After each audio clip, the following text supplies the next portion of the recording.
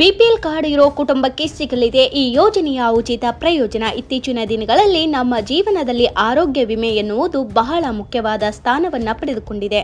ಹೌದು, ಬಡ ಹಾಗೂ ಮಧ್ಯಮ ವರ್ಗದ ಜನರಿಗೆ ಅನುಕೂಲವಾಗುವಂತಹ ಸಾಕಷ್ಟು ಯೋಜನೆಗಳನ್ನ ಕೇಂದ್ರ ಸರ್ಕಾರ ಹಾಗೂ ರಾಜ್ಯ ಸರ್ಕಾರಗಳು ಪರಿಚಯಿಸಿವೆ.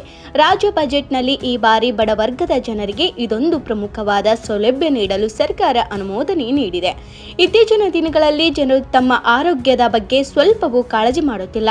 ಬರೀ ಕೆಲಸದ ಒತ್ತಡದ ಜೀವನ ಕಳೆಯುತ್ತಿರುವ ಜನರಿಗೆ ಆರೋಗ್ಯದ ಬಗ್ಗೆ ಲಕ್ಷ್ಯವೇ ಇಲ್ಲ. ಆದರೆ ಈ ಮನುಷ್ಯನ ದೇಹಕ್ಕೆ ಯಾವಾಗ ಕಾಯಿಲೆ ಅಂಟಿಕೊಳ್ಳುತ್ತದೆ ಎಂದು ಹೇಳಲು ಸಾಧ್ಯವಿಲ್ಲ. ಇಂತಹ ಸಂದರ್ಭದಲ್ಲಿ ಚಿಕಿತ್ಸೆಗಾಗಿ ಪ್ರತಿಯೊಬ್ಬರ ಬಳಿ ಆರೋಗ್ಯ ವಿಮೆ ಇರುವುದು ಬಹಳ ಮುಖ್ಯ.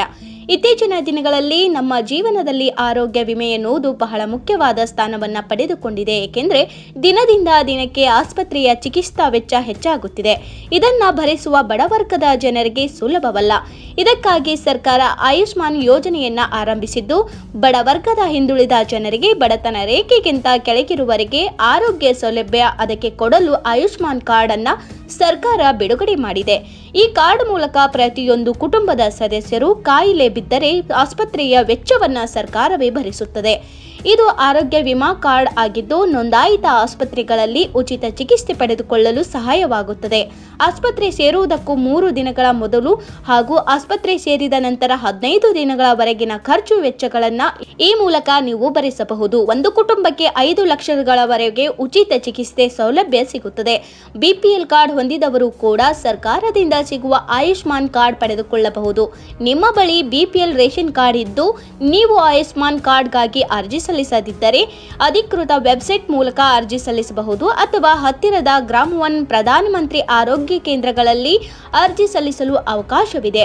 ಆಯುಷ್ಮಾನ್ ಕಾರ್ಡ್ಗಾಗಿ ರಾಜ್ಯ ಸರ್ಕಾರ 66% ಹಾಗೂ ಕೇಂದ್ರ ಸರ್ಕಾರ 34% ಅನುದಾನ ನೀಡುತ್ತದೆ.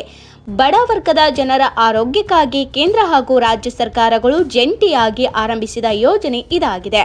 ಇನ್ನು ಆಯುಷ್ಮಾನ್ ಕಾರ್ಡ್ ಪಡೆದುಕೊಳ್ಳಲು ಬೇಕಾಗಿರುವ ದಾಖಲೆಗಳು ಏನಪ್ಪಾ ಅಂದ್ರೆ ಅರ್ಜಿದಾರರ ರೇಷನ್ ಕಾರ್ಡ್, ಜಾತಿ ಪ್ರಮಾಣ ಪತ್ರ, ಆದಾಯ ಪ್ರಮಾಣ ಪತ್ರ, ಸ್ಥಳದ ಪುರಾವೆ, ಬ್ಯಾಂಕ್ ಖಾತೆಯ ವಿವರ. ನೀವಿನ್ನು ಆಯುಷ್ಮಾನ್ ಕಾರ್ಡ್ ಪಡೆದುಕೊಳ್ಳದಿದ್ದರೆ ತಕ್ಷಣವೇ ಅರ್ಜಿ ಸಲ್ಲಿಸಿ.